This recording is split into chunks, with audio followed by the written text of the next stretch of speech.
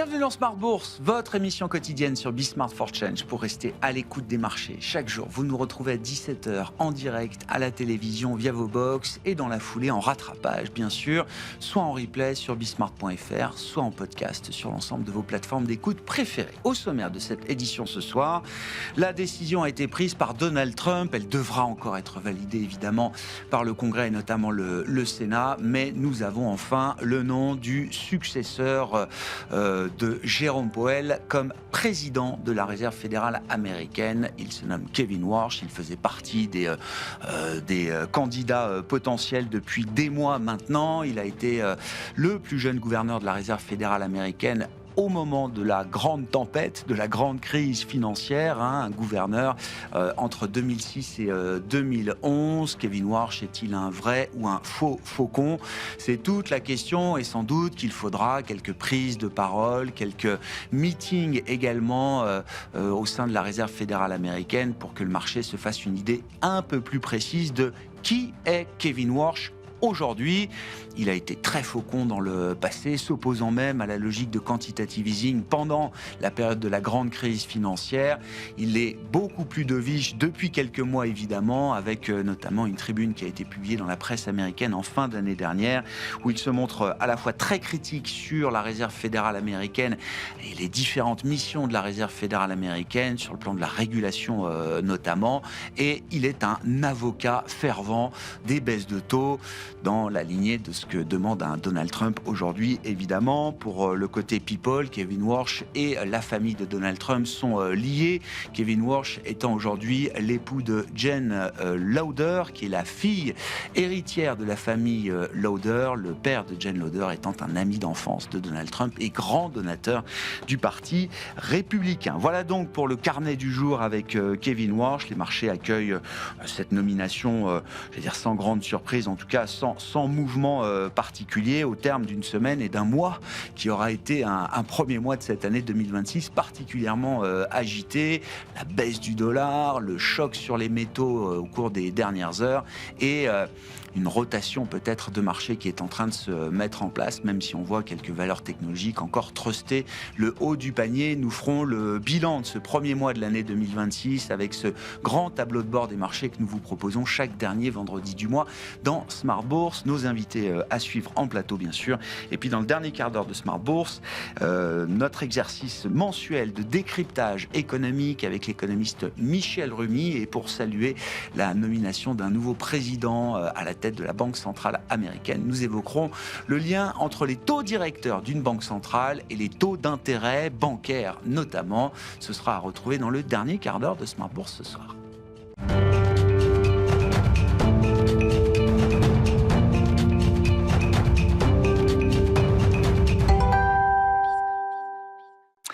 Tendance, mon ami, chaque soir en ouverture de Smart Bourse, nous retrouvons Pauline Gratel qui vous apporte les infos clés du jour sur les marchés. Bonsoir Pauline. Bonsoir. Nous avons donc un nom, Donald Trump a choisi Kevin Warsh pour diriger la Fed. Oui, le mandat de Jérôme Powell s'achève en mai et Donald Trump annonce finalement le choix de Kevin Warsh pour le remplacer. Il fut le plus jeune gouverneur de la Fed de 2006 à 2011 et il est soutenu par Donald Trump qui vante son parcours et son alignement récent avec la Maison-Blanche, notamment ses critiques sur la gouvernance de la Fed qu'il qualifie de défaillante et qui doit, selon lui, revoir sa politique monétaire et sa régulation des banques. Quelle tendance sur les marchés actions pour cette dernière séance du mois de janvier, Pauline? Aux États-Unis, les indices ont ouvert en repli modéré. Sur un mois, le Nasdaq, le Dow Jones et le S&P 500 progressent de 2% environ. En Europe, le Stoxx 600 est soutenu par la bonne publication d'Alten. Le titre bondit de près de 15%. Sur un mois, l'indice européen progresse de 2,5%. En France, le CAC 40 est en hausse aujourd'hui et évolue au-delà de 8100 points. Sur un mois, l'indice parisien est légèrement négatif. Qu'en est-il des autres marchés, des grands marchés macro notamment et des marchés obligataires en particulier? Le rendement américain à 10 ans est assez stable aujourd'hui, autour de 4,25%. Sur le marché des changes, le dollar se stabilise aussi après s'être renforcé légèrement dans la nuit. L'euro l'euro-dollar était passé sous 1,19 avant de remonter autour de ce seuil dans la journée. Concernant les métaux, l'or et l'argent sont extrêmement volatiles. L'or qui avait dépassé les 5 600 $ avant-hier chute à 5 000 $. L'argent plonge de 15% au cours de la séance, sous 100 $. Enfin, le Bitcoin souffre aussi aujourd'hui et retombe autour de 80 000 $. La séquence de résultats se poursuit avec les grands noms de la technologie américaine. Nous parlons notamment d'Apple qui a publié hier soir. Oui, Apple a publié des résultats records au dernier trimestre avec un chiffre d'affaires de plus de 140 milliards de dollars. 85 milliards de dollars sont attribués directement à l'iPhone qui a tout simplement réalisé le meilleur trimestre de toute son histoire. Apple est soutenu par une demande sans précédent avec des records absolus dans chaque segment géographique, dont un rebond en Chine. Apple alerte tout de même sur la pénurie de puces et la hausse des coûts des composants qui pourraient peser sur ses marges. Le titre cède 1%. Et puis les grands noms de l'énergie fossile, en l'occurrence aux États-Unis, publient également. Nous avons aujourd'hui les résultats d'ExxonMobil ou encore de Chevron. Oui, les deux plus grosses compagnies pétrolières des États-Unis font état de bénéfices nets en repli en 2025 de 14,5% pour ExxonMobil et de 30% pour Chevron. Dans le détail, malgré le repli des prix du pétrole, les deux sociétés ont dépassé les attentes des analystes et les deux titres évoluent aujourd'hui autour de l'équilibre. Bon, et puis un peu de macro, puisque nous avons eu les premières estimations de croissance du dernier trimestre pour la zone euro et les différents pays qui la composent. La zone euro dans son ensemble qui voit sa croissance ressortir sur l'ensemble de 2025 à 1,4%. Dans le détail, qu'en est-il de ce dernier trimestre, Pauline ? Pour la France, la croissance progresse de 0,2% sur le dernier trimestre comme c'était attendu. En Espagne, le PIB ressort à plus 0,8% sur le quatrième trimestre. C'est plus que prévu et plus que le mois précédent. Et pour l'Italie et l'Allemagne, la croissance progresse de 0,3%.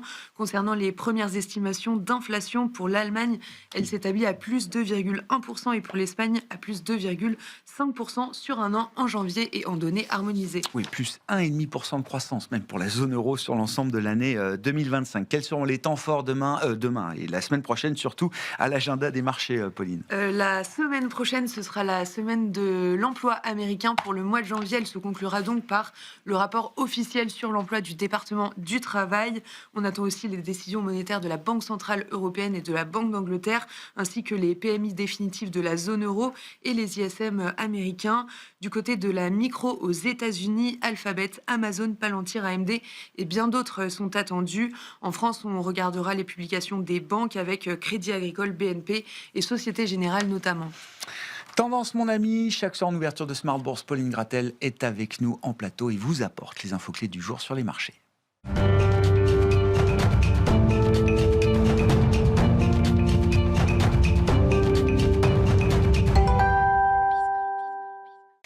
Comme chaque dernier vendredi du mois dans Smart Bourse, nous vous proposons une grande analyse rétrospective des tendances qui ont marqué ce premier mois de l'année 2026. Le grand tableau de bord des marchés avec nos trois invités. Bertrand Lamiel est avec nous en plateau, directeur général de Ports en Part Gestion. Bonsoir Bertrand. Bonsoir messieurs. Ravi de vous retrouver. Kevin Lenouaille nous accompagne également, directeur associé d'Avantgarde Family Office. Bonsoir Kevin. Bonsoir à tous. Et avec nous à distance, en visio, Laurent Albi, le responsable de Next Momentum et cofondateur de Caleis 360. Bonsoir à vous Laurent. Merci beaucoup d'être avec nous et de nous suivre. Au commentaire assez général, je vous fais passer la parole. Comment vous avez vécu ce premier mois de l'année 2026 qui a été marqué évidemment par l'hyperactivisme d'un Donald Trump sur différents fronts. Le dernier en date étant le choix d'un successeur pour Jérôme Powell. Mais il y a eu le Venezuela, le Groenland, l'Iran peut-être également en ce moment. Et puis un mois qui a été sur le plan des marchés peut-être un peu volatile, un peu plus heurté également, mais quand on regarde le bilan mensuel, les grands indices actions mondiaux affichent quand même des performances positives, Bertrand. Oui, on s'est fait, comme on dit dans le jargon, on s'est fait brasser quand même, hein. Ça n'a pas été simple, mais avec une volatilité qui est restée, qui a dû faire une incursion au-dessus des 20, donc sans tout, rien du tout. Donc oui, il y a eu des chocs, mais sans qu'on arrive dans un monde panique. Je pense que tout le monde est plus ou moins en train de s'accoutumer de ce que peut nous faire Donald Trump, même si c'est à chaque fois plus spectaculaire. Et donc, globalement, ça avance et on a sagement attendu les résultats. Donc, on est en pleine période de publication pour faire le tri. Et là, pour le coup, je trouve que quand on voit ce qui se passe aux États-Unis, c'est quand même un malheur aux vaincus. Hein. C'est-à-dire là, quand ça se passe mal, ça se passe très mal. Et même sur des boîtes, on voit typiquement que dans les 7 magnifiques, alors toutes n'ont pas publié, mais mettre un moins 10, moins 15 à une méga cap. On parle de Microsoft ? Par exemple, ça ne pose pas de problème. Ouais. Et on a eu la même chose, alors dans une moindre mesure, mais sur SAP. On est quand même sur 400 milliards de... moins 16, première capitalisation du DAX, moins 16 dans la journée. Donc, sachant que SAP n'a pas vécu une année 2025 formidable non plus, hein, sur le plan boursier. Ça peut frapper fort. Ouais. Et pour autant... on ne voit pas... il reste quand même un avantage au méga-cap. Si on prend le S&P 500 versus les Qualweight, pour l'instant, non, ça reste encore les méga-caps qui tirent. Alors, pas toutes les 7 magnifiques, c'est plutôt un peu en dessous que ça se passe. Et en fait, par contre, quand ça tire fort. On a des dossiers comme Seagate et Micron, donc qui font de la mémoire très classique, vraiment le truc de base. Par contre, qu'ils le font bien, il y a un goulot d'étranglement, les volumes et les prix montent. On est sur 60% sur un mois. Tout le monde avertit là sur le coût, l'envolée, le problème d'offres qu'on va avoir sur certains composants de mémoire vive, notamment, hein, des alertes qui ont été émises également par des Samsung, des SK hynix en Corée du Sud. Et les prix de ces composants sont en train de s'envoler. Oui. Apple nous en parle hier soir également. Oui, ça va coûter plus cher. Ça va coûter. Il y a une acceptation du prix. Ouais. Quand on est Apple, on pourrait se dire non, mais quand même, là, sur des mémoires. Sur des masses comme ça, oui. De base, je vais quand même faire le prix. Non, pas du tout. Ils font la queue, comme tout le monde l'a fait chez Nvidia. Ouais. Et donc, on est dans ce moment magique, alors attention, c'est les sociétés comme Micron et Seagate sont extrêmement cycliques. C'est-à-dire que quand ça se passe bien, on a les prix et les volumes qui augmentent, donc c'est magique. Quand ça se passe mal, les prix et les volumes baissent. Et là, pour le coup, ça peut partir en perte très rapidement. Ouais. Donc, sur le plan géographique, là, c'est intéressant. Vous avez toujours ce comparatif, le match États-Unis, zone euro. Donc là, on remonte plus qu'un mois en arrière, sur un an, c'est ça, Bertrand. Avec, là encore, une caractéristique du mois de janvier, mais qu'on a pu observer au moins sur une partie de 2025, c'est la baisse du dollar. C'est un des pires mois, un des pires débuts d'année, peut-être même pour la devise américaine. Et donc, ça se traduit toujours par cette performance pour un investisseur qui ramène tout en euros, par exemple, on est bien plus à l'aise avec des actifs non dollars, en l'occurrence les actions européennes. Exactement, on le voit là avec les performances, donc où sur un an glissant, le S&P et le Nasdaq, on est à 2 et 10%, quand on est à 20% sur un Eurostoxx ou un Eurostoxx small cap. Donc il y a une préférence. Et alors dans les flux, j'ai pas vraiment de chiffres, et donc mais du coup, ça devient intéressant pour un Américain d'aller faire son marché en Europe, parce que là, pour le coup, il vient avec des performances en absolu qui sont bonnes, et en plus, lui, il va prendre le change. Ouais. Donc, un gérant small cap nous en parlait hier, small cap, mid cap Europe, zone euro, il commence à avoir des contacts d'investisseurs américains parce qu'effectivement, il faut se diversifier et que la classe d'actifs small et mid cap Europe, elle présente un intérêt énorme. C'est une décote de valorisation en relatif, notamment, qui peut présenter de l'intérêt aujourd'hui. Oui, et des sociétés qui souvent ne sont pas impactées par les tarifs douaniers parce qu'en fait ne sont pas encore aux États-Unis, sont plutôt en train de se développer sur l'Europe, ont des fois une géographie un peu asiatique ou un peu africaine, mais c'est tellement petit dans leur business que globalement, elles sont plutôt en train de prendre plus avec le mouvement un peu de retour à la souveraineté, le réflexe souverainiste qui est plutôt porteur pour ce type de société. Et donc là, dans les publications, on a plutôt eu pour l'instant des bons chiffres, donc ça soutient la tendance. Kevin, vos commentaires sur ce mois de janvier, et puis dans les graphiques que vous nous proposez, j'aime toujours celui qu'on met en premier, qui montre ces valorisations comparées des grands marchés, donc américains, européens et puis émergents. Donc ce sont des indices agrégés, bien sûr, avec l'idée qu'en termes de valorisation, les marchés sont peut-être à leur prix aujourd'hui. Absolument. Je vais assez bien m'entendre avec ce qui vient d'être dit. Globalement, pour la trame de fond, en tout cas sur le premier mois, on a un point intéressant qui vient d'être dit, c'est que globalement, effectivement, on a un mois de janvier qui a commencé de manière très chargée. Venezuela, Groenland, etc. 4 menaces de droits de douane quand même supplémentaires de la part de Donald Trump, dont la Corée du Sud, dont l'Europe. Et malgré tout, le marché surpasse encore une fois l'obstacle. Alors, il y a de la volatilité, ça a été très bien dit, mais globalement, on se retrouve aujourd'hui avec des marchés qui intègrent peut-être cette violence, le terme est peut-être un peu fort, mais comme une nouvelle normalité. Et donc ça, c'est vraiment un bon point, effectivement, de ce côté-là. C'est un bon point, vous dites. C'est pas une complaisance. C'est les marchés... On va raisonner en tant qu'investisseur. Ouais, La complaisance est un bon point, tant que le marché aujourd'hui tient, et globalement, ça reste un bon point, parce que on admet cette norme-là, effectivement, de rigueur, ou en tout cas de violence politique, et donc on est capable de surpasser l'obstacle. Que ce soit pas dangereux, c'est encore autre chose, bien entendu. Le vrai sujet ici, et notamment si on revient aux valorisations, c'est qu'on est effectivement sur des niveaux, on le verra après, qui, selon nous, ne laissent pas beaucoup de place à la progression, encore une fois, des valorisations. On n'a pas, globalement, des prix qui vont pouvoir se tendre beaucoup plus. Donc, ça signifie qu'on n'a pas le droit à la rupture. Donc, non seulement on va regarder de très près les fondamentaux, je trouve très intéressant la publication de Microsoft, d'ASML, effectivement. Mais si on reste d'abord sur la trame macro, ça signifie qu'avec des valorisations comme ça, vous devez être crédible sur de nombreux sujets. Crédibilité IA, il va falloir évidemment en parler en 2026. Le droit à l'erreur n'est pas permis. Crédibilité budgétaire, bien entendu, et sur la dette en règle générale, on en parlera aux États-Unis.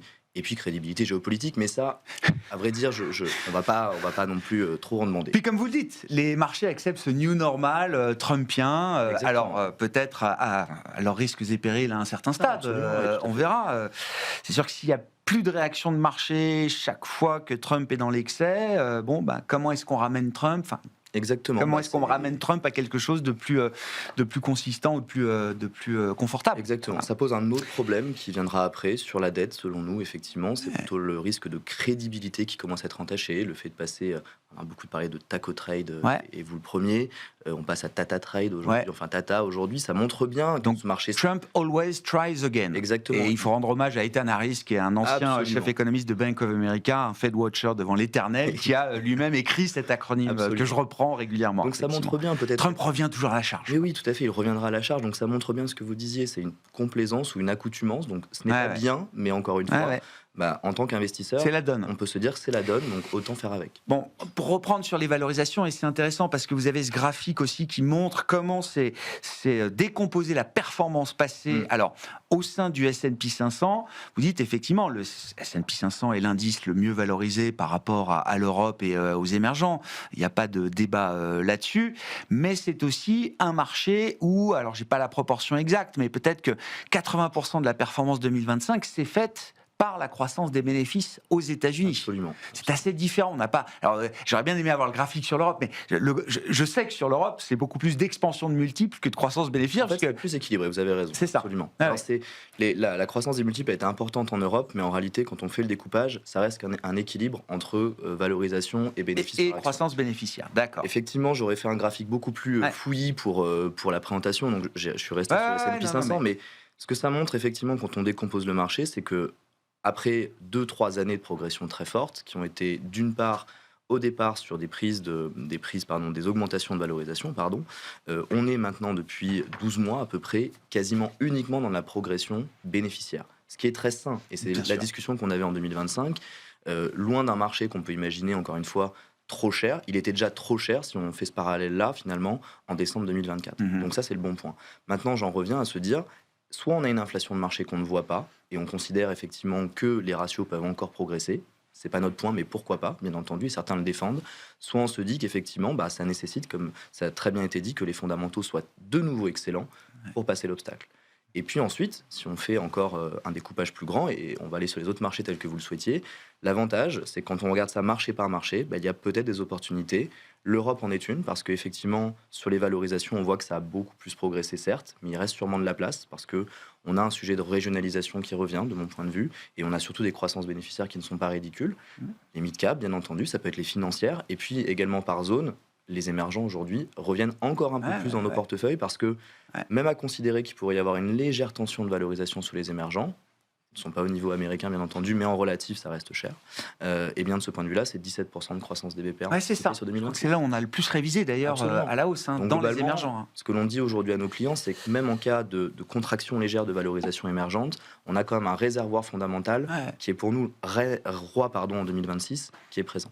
Des grandes boîtes dans les émergents, souvent c'est un peu contre-intuitif, mais qui sont bien gérées, voire très bien géré. Plus le pays est difficile, Totalement. plus les grandes entreprises du pays, généralement, sont disciplinées et bien gérées. Et quand on regarde des pairs ou entreprises équivalentes dans le même secteur, on a souvent des entreprises émergentes qui sont bien mieux gérées. Quand je dis mieux gérées, c'est moins de leviers, des bilans plus sains par rapport à des entreprises de nos économies développées qui peuvent se permettre justement d'avoir du levier et des bilans un peu plus alourdis pour dire avec des choses. le thème, alors qu'on entend plus dans la partie obligataire, et j'arrête ensuite, qui est la partie, vous savez, mauvais pays, bon émetteur. Ça correspond aussi à mauvais pays, bonne entreprise. Et ça, on le retrouve effectivement souvent.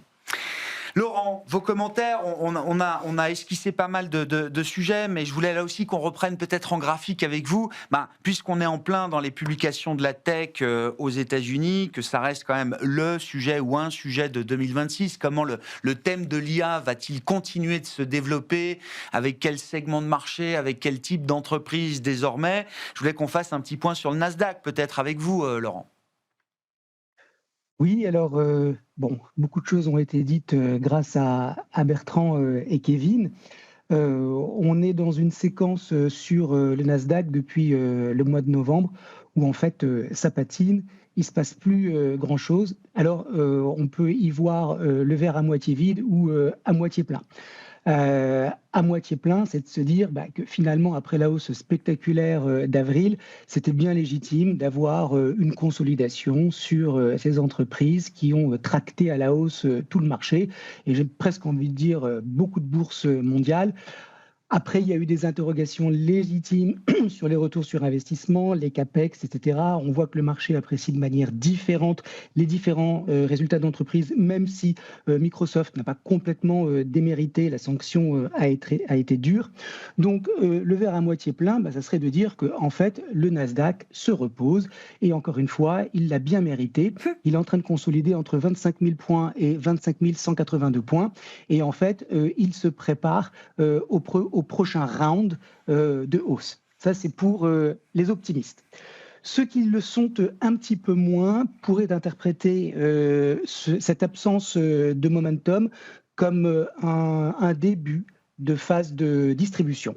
C'est-à-dire qu'il n'y a plus les triggers, les catalyseurs pour générer des flux qui soient substantiels, durables, sur les GAFAM avec ce qu'on connaît aujourd'hui et qu'il va falloir attendre plus, d'attendre un peu que la poussière retombe et qu'on comprenne tous si finalement il y a encore un round devant nous de hausse.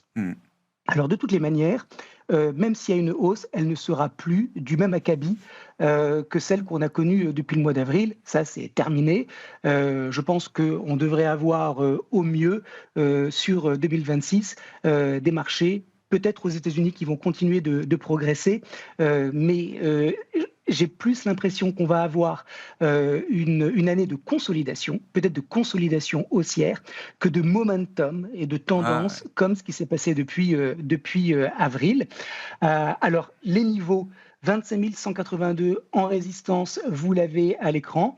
Le Nasdaq 100, il nous a déjà surpris, donc peut-être qu'on va finalement sortir par le haut, mais vraiment j'en doute parce qu'on a bien vu déjà ce qui s'est passé avec les principales magnifiques, et puis Nvidia patine parallèlement à tout ça. Bon voilà, donc ça peut peut-être repartir, mais même si ça repartait, vous voyez que techniquement j'ai deux extensions de Fibo, 27 048 points et 27 485 points. S'il y allait, le Nasdaq 100, ça serait pour moi déjà une très très belle performance, d'autant plus que, parallèlement à tout ça, vous l'avez tous dit, on a vécu un mois de janvier quand même très très très spécial. J'espère que les 11 autres mois de l'année ne seront pas comme janvier, parce que ça va être très très fatigant de suivre Donald Trump. Et pour terminer, avant de repasser la parole, ce que je voudrais dire, c'est que quelque part, malgré tout, quand on regarde ce qui s'est passé sur les marchés, qu'est-ce qu'on a vu? Le gold, valeur refuge, plus 30%. Le dollar qui chute avec un euro-dollar qui monte environ de 3% à 1,2083. Le Brent, 15% depuis le 1er janvier. Les taux longs japonais, plus 14% avec un 10 ans qui est à 2,37. Moi, je trouve que finalement, Dans un contexte aussi incertain, aussi volatile, avec un président américain qui a autant de leverage et qui ne s'en prive pas, eh bien, les indices s'en sortent pas mal Bien sûr, en ce 30 janvier, bien sûr. parce qu'on aurait pu avoir beaucoup plus de volatilité. Et je trouve que la capacité d'encaissement des soubresauts, des injonctions, des décisions de Donald Trump, finalement, Et vous dites elles c'est sont des pas marchés mal qui gardent gérées. ça veut dire, vous dites c'est quand même des marchés qui gardent la tête froide. Vous rejoignez Kevin sur ce point. C'est pas encore de la complaisance aveugle. C'est plutôt l'idée que les marchés gardent la tête froide. C'est ça, Laurent? Ah oui, Ouais. moi je trouve pas qu'il y ait de la complaisance parce qu'il y a des fondamentaux, hein. Quand on regarde les prévisions de croissance du FMI, elles sont revues à la hausse. Quand on regarde la croissance américaine en 2025, ça va se terminer autour de 5%. Quand on voit la confiance des investisseurs, elle est en train de se raffermir. Quand on regarde la situation en Europe, Pauline l'a rappelé tout à l'heure, on est à 1,4% de croissance. Franchement, c'est pas mal. Donc non, il y a des raisons qui justifient d'avoir encore cette absence de volatilité, mais il y a quand même des facteurs de tension et Donald Trump est l'un des principaux facteurs de volatilité aujourd'hui. Sur le plan macro, Kevin, comment est-ce que vous voyez cette année 2026 alors se dérouler? On aura le temps d'y revenir, hein, mais s'embarquer. En tout cas, on a les premières estimations de croissance zone euro. Le consensus est assez homogène sur l'idée que l'Europe va quand même connaître un petit vent de reprise cyclique porteur. La question, évidemment, se pose pour l'économie américaine, mais qui termine l'année avec 2 trimestres très très forts et on a du mal à imaginer un krach économique aux États-Unis, toutes choses égales par ailleurs, dans une année d'élection si importante, bien sûr. Alors vous êtes venu avec des enquêtes de conjoncture, là, manufacturiers, services, qui montrent à nouveau que ces deux parties de l'économie se sont un peu écartées, c'est ça, Absolument. Kevin? En fait, la rupture, elle s'est faite notamment sur le second semestre 2025. Ouais. Donc c'est vrai qu'on pourrait faire ce flashback-là. Il y a une dichotomie aujourd'hui qui est très nette, dont on a déjà parlé globalement en plateau, entre effectivement l'activité manufacturière et l'activité des services. D'autant plus que l'activité des services, en fait, on le voit à l'écran, elle est très largement portée aux États-Unis. Elle l'est moins aujourd'hui en tendance dans les autres zones. Et surtout, les services, aujourd'hui, c'est beaucoup de tech. Donc, de ce point de vue-là, il faut se méfier de l'arbre qui pourrait cacher une forêt. Donc, pour répondre à votre question sur la trame macroéconomique, évidemment, sur l'ensemble de l'année, elle paraît positive. Le sujet est peut-être que, justement, le cycle, globalement, le cycle macro, j'allais dire, il est assez ancré aujourd'hui auprès des investisseurs et c'est peut-être là le danger. Alors, je ne suis pas du tout oiseau de mauvais augure parce qu'on est positif sur l'année, mais ce que l'on dit aujourd'hui, c'est, en tout cas, en surface, oui, tout va bien. Par contre, avec de la dichotomie comme celle-ci, ça montre malgré tout qu'il y a des filures et qu'il faut s'en méfier parce qu'on a quand même une tendance, on le voit sur l'activité manufacturière, qui est baissière, qui est en phase récessive, ou à minima à la baisse dans les émergents, depuis maintenant de nombreux mois. Donc ça doit quand même nous rappeler que cette économie, elle marche sur plusieurs pattes, et l'une d'entre elles n'est pas aussi bonne que les autres. Donc déjà, méfiance là-dessus. Et puis ensuite, quand on regarde justement dans cette trame macroéconomique, encore une fois, en surface, les choses vont bien, mais il y a quand même des zones sur lesquelles il va falloir être très attentif et monitorer.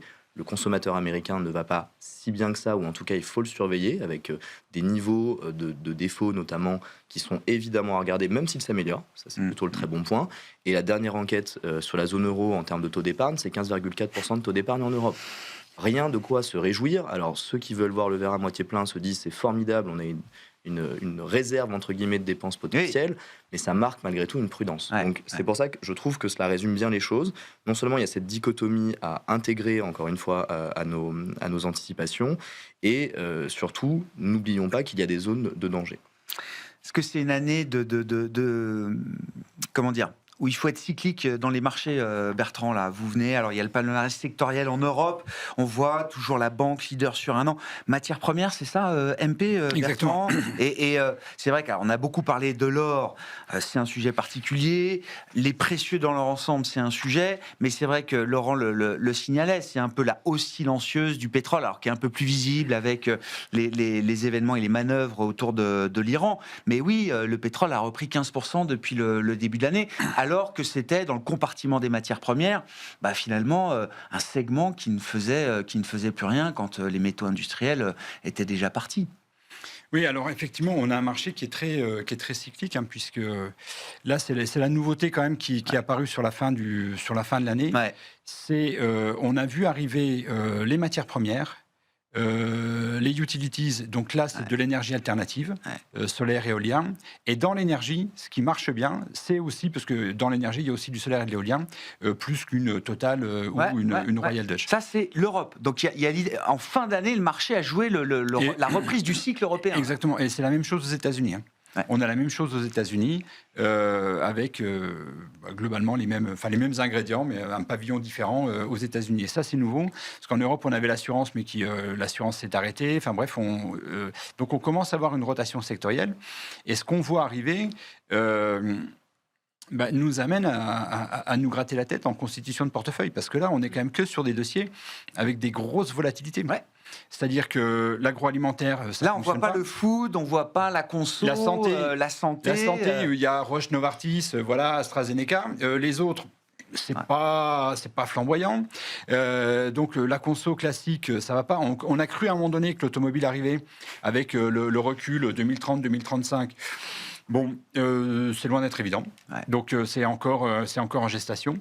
Par contre, là, sur les matières premières, et le coût sur les matières premières, c'est que des sociétés comme, on retrouve Arcelor en France, mais on va retrouver Boliden, par exemple, qu'on aime bien, ou dans les Nordiques, on va retrouver des Rio Tinto et autres. On est déjà à 100% sur 3 mois, quelque chose comme ça. Ça, c'est le graphique de Boliden, c'est ça Et ce qui est magique, c'est que ça n'a fait que suivre les progressions de bénéfices annoncées par les analystes. Donc, c'est pas plus cher? Non. Non, c'est pas plus cher. Donc, et quand on regarde historiquement les tendances qui ont pu être très longues, parce que les matières premières, forcément, c'est cyclique. Donc, en fait, les détenir dans la durée, c'est pas forcément le plus percutant. Par contre, être là au moment où ça tape, où ça monte fort, ça peut vous faire du 200% en 18 mois, et c'est impressionnant. Gros bêta. Et donc là, on est juste au début, et donc nous, en regardant et en reprojetant des tendances fortes qu'on a déjà connues par le passé, si on est dans l'analogie, on n'est pas de boule de cristal, mais dans l'analogie, il nous reste encore 53%. Ah ouais. Laurent, il faut qu'on parle du dollar et de l'euro-dollar en l'occurrence. Vous avez, chacun est venu avec un graphique de l'euro-dollar, je crois, évidemment. Non, mais le dollar est à nouveau un marqueur de ce début d'année. Je crois que c'est un des pires premiers mois de l'année pour l'indice dollar, qui avait déjà beaucoup souffert sur 3-4 mois en première partie d'année 2025. Que nous apporte l'analyse graphique de ce point de vue-là à ce stade, Laurent? Ce qu'elle nous apporte, c'est qu'il y a eu un vrai vote de défiance contre l'administration Trump avec cet épisode Davos. En fait, ça a profité évidemment donc à l'euro. Moi, je vois dans la volatilité du dollar un risque pour les marchés. Parce que si, effectivement, pour moi, il s'est passé quelque chose à Davos par rapport au comportement de Donald Trump. On le connaissait, on connaissait son idéologie, son pragmatisme avec les tarifs douaniers, mais ce qui s'est passé à Davos, quand même, c'est d'utiliser les tarifs douaniers comme une arme politique par rapport à son conseil de la paix. Et ça, quand même, pour moi, ça change quelque chose dans le disque dur des investisseurs, parce que quelque part, ils comprennent que ces tarifs douaniers, ça devient une arme. Ça devient une arme politique. Et donc, il pourrait, et on l'a vu d'ailleurs dans la presse, ici et là, parfois, des fonds souverains qui commençaient à réfléchir à la vente de bons du Trésor. Vous voyez, en tout cas, ça va désorganiser, cette baisse du dollar peut désorganiser les marchés. Donc, on est à 1,20, on est passé au-dessus, on est repassé au-dessous. En analyse technique, on a une étoile filante, donc cette grande mèche haute qui montre que ça n'a pas tenu cette hausse de l'euro. La nomination de Kevin Warsh y joue peut-être un petit peu, mais sur le fond, cette faiblesse du dollar, moi, j'ai pas le sentiment que ça peut aider finalement les États-Unis tant que ça, si ça va trop vite à la baisse pour le dollar. Pour moi, c'est clairement un facteur de danger pour les marchés actions, parce qu'on reste dans l'imprévisible, et tout ce qui n'est pas prévisible sur les marchés est facteur de volatilité, et donc de choc, et donc de baisse. Donc il faudrait, à mon avis, que l'administration Trump fasse attention, plus attention à l'évolution du dollar, parce que sinon, pour les mid-terms, il peut y avoir effectivement, c'est une piste de danger potentiel. Ouais, un risque de déstabilisation, effectivement, avec une baisse du dollar qui est peut-être moins contrôlée que ce qu'il n'y paraît. Est-ce que les choses paraissent encore contrôlées de votre point de vue, Kevin? C'est la volonté de Trump. Il utilise tous les leviers possibles pour faire baisser le dollar. Encore une fois, est-ce que c'est encore contrôlé ou est-ce qu'il y a un risque de perte de contrôle à un moment là? Je crois qu'il y a un vrai risque de perte de contrôle parce que le plan de Trump et le plan de l'administration américaine, il est plutôt lisible. On rappellera le fameux 3-3-3 de Bessent. Ah oui, je veux bien qu'on le rappelle, oui. Donc 3% de déficit ramené, 3% de croissance nominale et 3 millions de barils jour. Oui, c'est ça. On fort 3 millions de barils jour. Absolument. Ça ne fonctionne effectivement qu'avec un haut niveau de crédibilité, notamment sur le budgétaire. C'est ce qui manque globalement. Mais ce plan, il a au moins quelque chose de très positif, c'est qu'il existe. Et globalement, sur d'autres zones économiques, on ne l'a pas. Donc on peut s'en satisfaire. Est-ce qu'il y a un risque de perdre totalement le contrôle de la chose? Oui, parce qu'encore une fois, sur les émissions notamment, ou en tout cas sur la dette américaine, et donc sur le dollar par corrélation, il y a aujourd'hui un vrai sujet. Il y a toujours la trame de fond de la diversification des réserves de change. À mesure que vous régionalisez comme ça ce monde et que vous le violentez quelque peu, on le voit très bien, on a globalement un épuisement des valeurs dollars au sein des réserves de change, au profit d'ailleurs de l'or qui est très anticorrélé. C'est pour ça que je me méfie beaucoup de l'or de ce point de vue-là, comme valeur refuge par définition. J'ai un doute là-dessus. Donc, est-ce qu'il y a un risque? Oui, et très clairement de ce point de vue-là, ce que montre aujourd'hui notamment le bilan de la Fed, ou en tout cas, la dette américaine telle qu'elle est aujourd'hui présentée. Non seulement on a de la prime de terme, certes, mais on a surtout des maturités très importantes qui arrivent l'année prochaine, et Donald Trump le sait très bien, et ça rentre dans son plan économique. S'il rate ce virage-là, ça sera après les mid-terms, globalement, ça sera plutôt en 2027, ça se prépare aujourd'hui. Donc, on comprend tout à fait en tant qu'investisseur ce qui est en train de se passer. Il y a simplement une limite à trouver, qui est la limite de crédibilité très forte. Et je crois que la nomination du jour, elle participe à cela. On en parlait avant que l'émission commence. On s'attendait à pire, globalement. Donc, je ne vous dis pas que c'est une bonne nomination. Moi, je ne peux pas en juger de la sorte. Formation académique. Alors, c'est pas un économiste, il est juriste. Il a passé quand même 5 ans comme gouverneur de la Réserve fédérale américaine. Il a vécu la grande crise financière de l'intérieur, Kevin Warsh. Donc, évidemment, il ne sort pas de nulle part non plus. Et c'est surtout un profil qui ne l'est sûrement plus aujourd'hui, mais qui était un ancien orthodoxe, de ce point de vue-là. Et disons qu'on a peut-être une lecture en disant il sera dovish sur les taux, comme l'attend le marché, mais il sera plutôt hawkish sur le bilan. D'accord. Et ça, globalement, ça peut plaire au marché. En tout cas, moi, ça peut pied sur l'accélérateur et un autre sur le frein. Oui, ça peut nous plaire en tant qu'investisseur, parce que ça permettrait justement d'aller crédibiliser quelque peu l'institution, et surtout de crédibiliser la stratégie économique dans son ensemble. Encore une fois, il faut voir le politique qu'il y a derrière. Vous le citiez, il y a beaucoup de doutes, encore une fois, quant maintenant à son école de pensée actuelle. Oui, non, mais il aura l'occasion et tout le loisir de lever tous les doutes qui pourrait y avoir dans le marché aujourd'hui.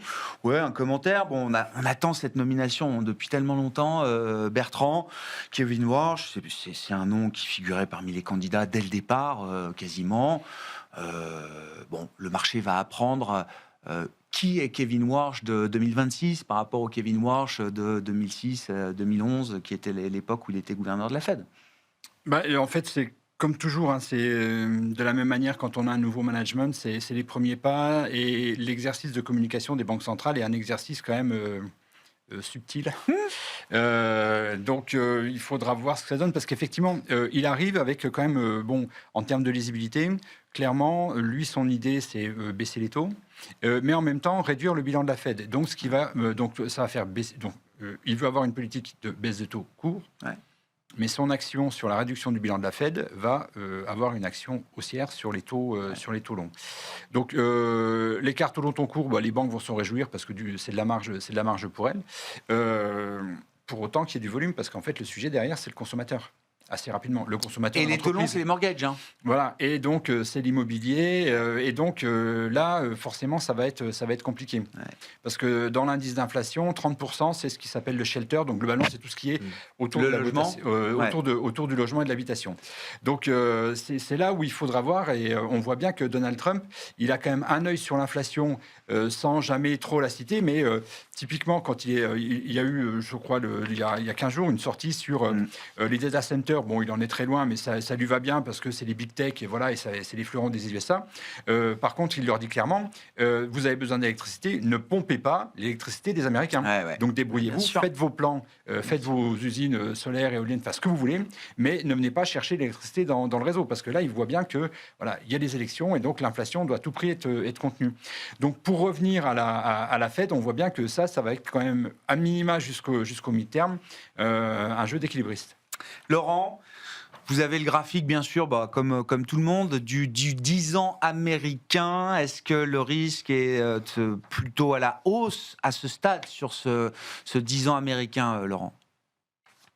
Alors moi, ce que je voudrais dire, c'est que comme nous avons le plaisir de nous voir chaque mois, on peut débriefer à la fin du mois sur ce qui s'est passé.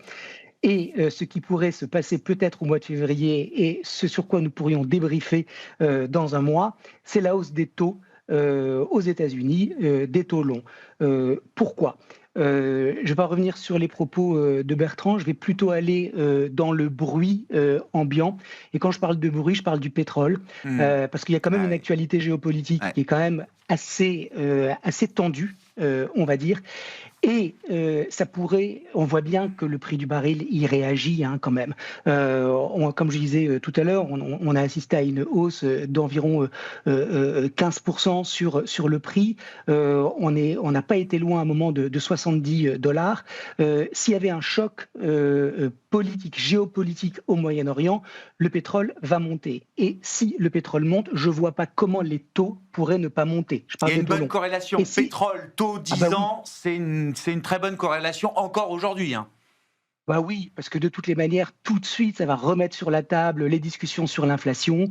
Et donc, il va y avoir des arbitrages qui vont être faits. Et puis, surtout, on va avoir cette hausse des taux. Et donc, premier danger potentiel pour les 30 prochains jours, ce qui se passe du côté de l'Iran et du détroit d'Ormuz. Ça, c'est quand même un point chaud à surveiller. C'est du bruit, mais ça peut clairement impacter les marchés et être une source de vol. Et puis, le deuxième point, très vite, c'est les taux longs japonais. Moi, il y a un risque pour moi de voir ces rendements augmenter parce qu'il y a un risque de rapatriement des fonds des États-Unis vers le Japon, parce que ça devient quand même nettement plus intéressant de rester en domestique quand on est à 2,37. Donc, ça ne veut pas dire que les Japonais vont vendre les bons du Trésor, mais ça veut dire qu'ils peuvent ne pas renouveler leur ligne, ce qui veut dire qu'il peut y avoir un assèchement de la demande. Ça peut faire monter les taux. Donc ça, c'est un premier problème. Et puis le deuxième, c'est que ce carry trade, on l'avait vu à l'été 2024. Moi, je ne sais pas exactement dans quelle mesure il a été complètement ou pas débouclé, mais enfin bon, les conditions de financement, elles sont plus les mêmes. Il y a quand même des expositions leveragées sur cette thématique. Donc si ça continue de monter, les taux japonais, moi, peuvent représenter un autre risque de volatilité pour les marchés. Là, on a vu qu'ils baissaient un petit peu, mais voilà, il ne faudrait pas que ça monte trop, ni du côté des taux au Japon, ni du côté du pétrole, pour effectivement avoir une conjoncture, avoir un mois de février moins turbulent que ce qu'on a vécu jusqu'à maintenant, en tout cas au niveau du news flow, parce que ça n'a pas tellement été du côté des prix, mais ça pourrait peut-être changer. Bon, effectivement, des parties longues de courbes de taux extrêmement volatiles, alors avec beaucoup moins d'acheteurs naturels. C'est vrai que on l'a dit d'un mot, mais le Trésor américain, mais pareil, les agences de gestion de dette en Europe ont beaucoup raccourci les maturités. On y met sur beaucoup moins long désormais, et donc ces parties longues à 10 ans et plus sont un peu moins peuplées, on va dire, que précédemment. Il y a un peu moins d'acheteurs évidents et naturels sur ces parties-là, dans un univers où le crédit reste toujours cher. Kevin ? Plus que cher. Plus que cher. Ah, c'est plus Alors, que cher. Le graphique qu'on regarde, mais donc les spreads de crédit, c'est ça. Donc c'est la dette d'entreprise, bien sûr. Absolument. Alors là aussi, je suis venu qu'avec une seule courbe pour pas complexifier, mais ici, on a une courbe européenne triple B. Donc disons qu'on est déjà à la limite de la qualité. C'est pas d'une investment grade. et faire du W+, pourquoi pas, mais rien qu'en se focalisant là-dessus, en descendant au fond de qualité investment grade, on a 80 points de base de spread. Donc 80 points de base de spread, c'est ce que j'appelle déprimant. Ça ne signifie pas qu'il n'y a pas des choses à faire, bien entendu. Mais il y a un autre argument qui nous fait dire que c'est assez déprimant, c'est que c'est plus liquide. Et ça, on l'a vu globalement depuis quelques semaines. C'est-à-dire qu'on a eu des écartements de spread, notamment en fin d'année, qui étaient assez intéressants, sur lesquels on a voulu se positionner. Ouais. On n'a pas eu de liquidité en face. Il n'y a pas de papier. Ouais. Et ça, c'est intéressant, c'est un deuxième point, parce que, à vrai dire, le spread, on peut s'en contenter en jouant des durations, etc. Mais aujourd'hui, ce n'est plus possible, vous ne trouvez plus beaucoup de papier. Vous en avez à la vente, on s'est présenté à la vente, ça fonctionne encore, mais il faut s'en méfier. Aujourd'hui, la liquidité, en fait, là où on voit le volume, c'est dans les CDS. Et on l'a très bien vu sur le Groenland, en réalité. Les assurances. Pardon, oui, absolument. Assurance contre le risque de défaut. On l'a très bien vu sur le Groenland. C'était particulièrement violent parce que, globalement, sur le Groenland, on s'attendait à un écartement des spreads. Donc, si vous cherchez du papier, c'était le bon moment. Et globalement, on était tous à la recherche de papier sur des durations 5-7 ans. Le volume, il était sur les CDS. Donc, ça ne nous intéressait plus. On n'a pas pu blinder, si vous le permettez, je comprends. en papier. Donc, c'est là où je trouve le marché intéressant. C'est, oui, le spread est déprimant aujourd'hui. Il n'y a plus grand-chose à faire. On dit à nos clients, cherchez plus de duration, descendez en qualité crossover si vous le pouvez, mais avec beaucoup de prudence. Mais la réalité factuelle, c'est qu'on ne peut pas faire un portefeuille institutionnel complet avec ça. Bon. Petit mot chacun, Kevin, sur comment vous abordez le mois de février, là, effectivement. Qu'est-ce qui peut marquer ce mois de février sur les marchés? Est-ce qu'on reste pro-risque, quand même, de manière générale? Oui, on reste pro-risque parce que, encore une fois, la trame de fond, elle me paraît au moins en surface, positive de ce point de vue-là. Par contre, on retourne nos portefeuilles toujours vers de la qualité, vers des valorisations qui sont audibles, c'est un bien grand mot, mais qui en tout cas sont soutenus par des fondamentaux solides. Mais encore une fois, le sujet, c'est de connaître son risque, et donc on évite toujours les survalorisations. On essaie de se diversifier encore une fois par des secteurs qu'on n'a pas. C'est le retour sur les mid-cap qui a été très bien décrit. On participe à ce mouvement-là. Et la régionalisation de nos portefeuilles. Très américains auparavant et aujourd'hui de plus en plus, et européens et émergents. Plus équilibré. Bertrand, la logique là, qui guide l'investissement à ce stade? Donc nous, aujourd'hui, on constate, les saisons des publications, on vient juste de rentrer dedans, mais globalement, pour les banques, ça se passe très bien. On a Caixa qui gagne encore 6% aujourd'hui. Donc là, ça valide complètement que le trend n'est pas terminé. Intact. Donc on va rester dessus. On a des économies, ça a été cité, qui globalement vont plutôt bien. Donc voilà. Donc ça reste propre. Dans les mid-cap, effectivement, on découvre pas mal de sujets. La cote est extrêmement large. On a plus de 800 valeurs en Europe couvertes. Donc il y a des choses à faire et ça nous permet d'aller chercher des dossiers. Enfin, la décorrélation qu'on ne trouve pas dans les grands indices ou dans les grands secteurs, on peut aller toucher des dossiers à travers les mid-cap qui sont moins sensibles au cycle que ne peuvent l'être des industriels, de la techno ou des banques. Bon, on se revoit dans un mois pour confirmer ou infirmer tout ce qu'on a raconté aujourd'hui. Messieurs, merci beaucoup pour votre participation. Kevin Lenouaille, Avant-Garde Family Office, Bertrand Lamiel, Porzan par Gestion et Laurent Alby, Next Momentum, qui étaient nos trois invités de ce dernier vendredi du mois pour ce grand tableau de bord des marchés.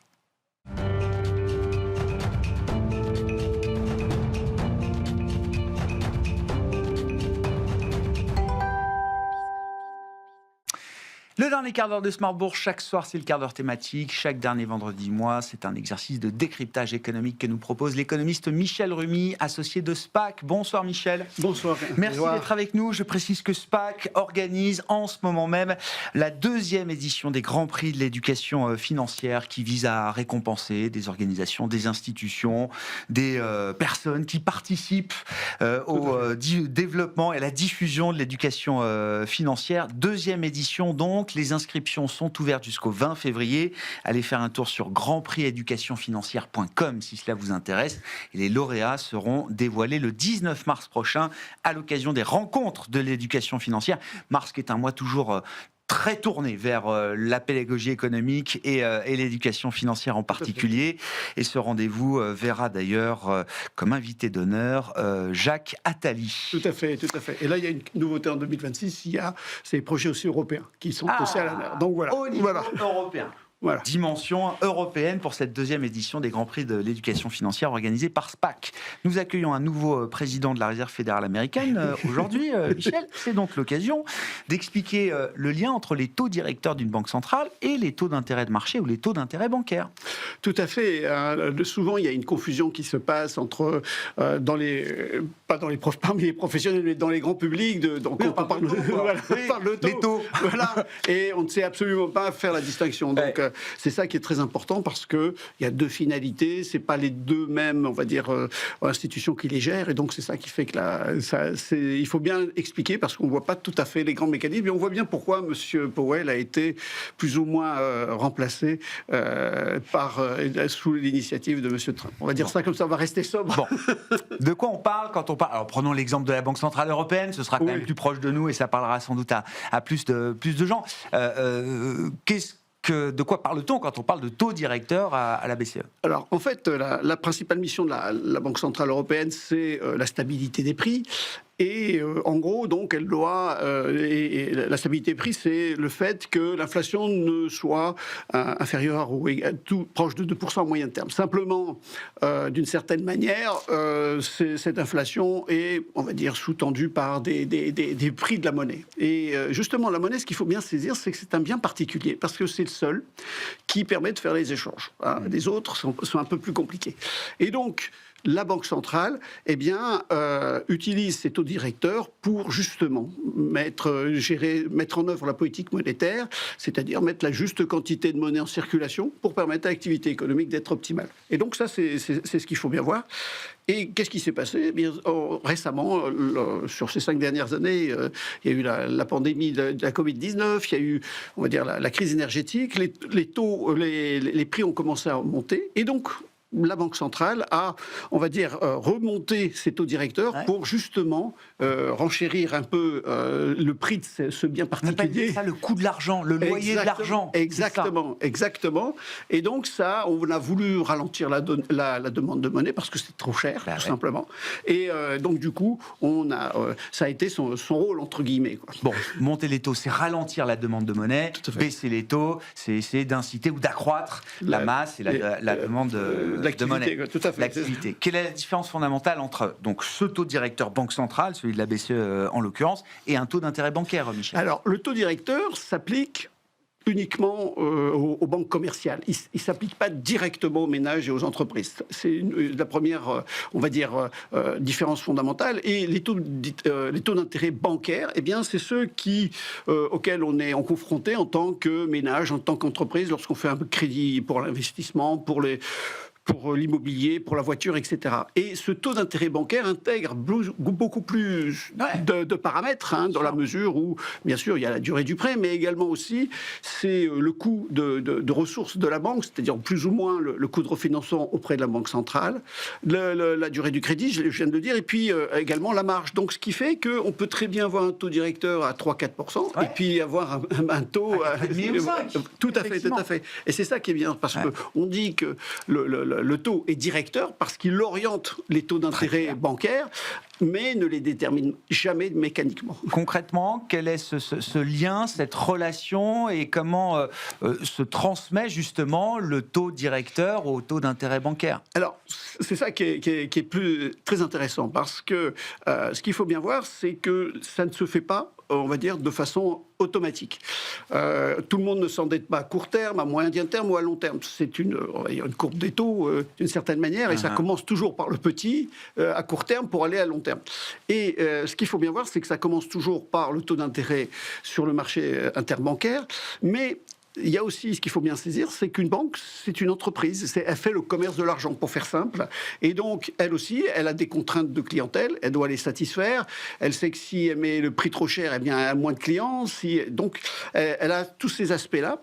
Et en fait, elle est très influencée par le niveau des taux d'intérêt directeurs. Et c'est ce qui fait que, en fait, là, on va avoir ces différences. Par exemple, les Français ont tendance à s'endetter à moyen long terme. Alors que les Italiens, c'est plutôt, on va dire, entre court terme. Donc, les prix s'ajustent en fonction de la demande. Tout à fait. Et la politique monétaire n'a pas le même impact selon les pays. Très clair. ça veut dire qu'une banque n'a pas toujours intérêt à répercuter, en tout cas immédiatement, Tout à fait. une décision prise à la Banque Centrale Européenne à Francfort. Exactement, parce que c'est une entreprise qui, elle aussi, doit gérer ses clients.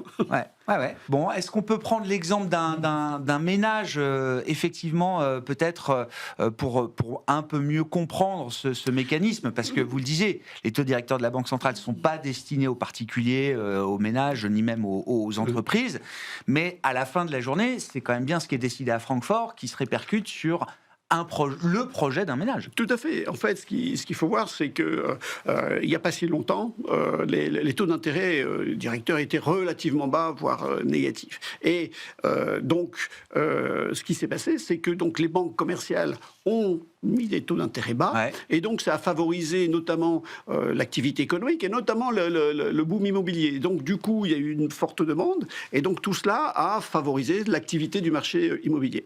Mais quelques années plus tard, entre 2022 et 2024, eh bien, du fait du surcroît d'inflation, eh bien, la Banque centrale a relevé les taux. Et donc, du coup, eh bien, les banques ont quand même répercuté un peu ce niveau. Ouais. Donc, du coup, la demande, l'activité s'est un peu ralentie parce que quand vous vous endettez un peu plus cher qu'auparavant, eh bien vous réfléchissez deux fois et donc forcément vous avez ce qu'on peut appeler le coût du risque revient à se poser la question de savoir est-ce que je peux m'endetter à 4% sachant que est-ce que mon retour sur investissement sera assez haut. Donc c'est assez compliqué, mais en fait c'est sur ces entreprises et ces ménages, on voit bien que cela sur l'aspect on va dire dépenses demande globale, c'est un impact. Ce taux d'intérêt, ça favorise soit l'investissement, soit la consommation. Et donc, ça, c'est un des facteurs principaux, c'est que le taux d'intérêt soit bas. Oui, puis il faut bien avoir en tête, c'est les taux directeurs, c'est le coût de l'argent, mais c'est aussi le rendement des placements. Ah, bien sûr. C'est-à-dire que vous soyez débiteur ou créditeur, la situation n'est pas la même. Vous parliez d'un ménage épargnant, par exemple. Alors, le ménage qui veut emprunter pour l'immobilier, effectivement, si les taux sont bas, c'est intéressant. S'il a plutôt envie d'épargner ou d'investir, des taux d'intérêt élevés, c'est là où ça devient plus intéressant. Tout à fait. Et c'est ça qui fait que la banque, justement, eh bien, en fonction de sa clientèle, va ajuster, elle va plus ou moins reporter ou non les décisions de Francfort. Tout à fait. Et ce qui fait que, est-ce qu'elle a aussi, on va dire, les reins solides, une structure financière suffisante pour pouvoir appréhender, entre guillemets, tous les problèmes. Parce que ce qu'il faut bien voir, c'est que une banque, c'est une entreprise qui doit concilier la rentabilité opérationnelle, bien sûr, le risque de ces opérations, et puis aussi la concurrence, parce que toutes ces entreprises font la concurrence, quoi. Et c'est ça qui est... Non, mais c'est effectivement, c'est un lien très important, et qu'on soit épargnant ou emprunteur, c'est effectivement, on a deux types d'intérêts différents, quoi. Tout à fait, parce que aujourd'hui, personne ne paye cash, entre guillemets, ses activités, ou du moins certains. Moi, je considère que je ne peux pas me permettre de tout payer cash. Donc, le taux d'intérêt est un paramètre important pour se lancer dans la consommation, dans l'investissement, voire de l'épargne, parce que là aussi, si on peut se poser la question, on a vu les livrets réglementés qui, parce que les banques avaient des difficultés pour garder un peu ses clients, ont relevé ces taux. Une volatilité des dépôts, donc on voulait garder les dépôts, donc on a rendu les rendements plus attractifs. Tout à fait. Et c'est ça qui fait que ce qui est très important de saisir à travers ces taux d'intérêt, c'est le prix de la monnaie. Ça veut dire que, et c'est quoi la monnaie ? C'est un bien particulier. À la limite, on peut faire une transaction, mais ce qui nécessite de faire la transaction, c'est une coïncidence des volontés. Si je vous paye en crayon ou en stylo 4 couleurs, je ne suis pas certain que vous acceptiez. Par contre, si je vous donne de l'argent, vous êtes capable, parce que c'est la liquidité par excellence, on va dire ça comme ça. Ça m'ouvre un champ des possibles sans doute beaucoup plus vaste que le seul stylo 4 couleurs. C'est quoi la morale de cette histoire ? Il faut suivre les taux directeurs ou les taux d'intérêt bancaire, alors, Michel ? Alors, tout dépend qui nous sommes. Si nous sommes les banques commerciales, il faut regarder un peu les taux directeurs. Si nous sommes on va dire les agents économiques au sens large, on regarde les taux d'intérêt bancaire. Mais la morale, c'est quoi ? C'est que les taux directeurs fixent le cadre général de l'activité économique, et les taux d'intérêt bancaire, traduisent ce cadre en réalité économique. C'est-à-dire que, en fait, c'est la banque centrale qui je dirais, modère les fluctuations de l'activité économique et les banques commerciales mettent en œuvre et nous subissons d'une certaine mesure. Oui, ou nous en profitons quand on est épargnant avec des taux plus élevés. Merci beaucoup, Michel. Merci pour cet exercice de pédagogie économique. Chaque dernier vendredi du mois, Michel Remy, économiste associé de SPAC, que vous pouvez retrouver bien sûr en replay comme toutes nos émissions sur bismart.fr ou en podcast sur l'ensemble de vos plateformes préférées.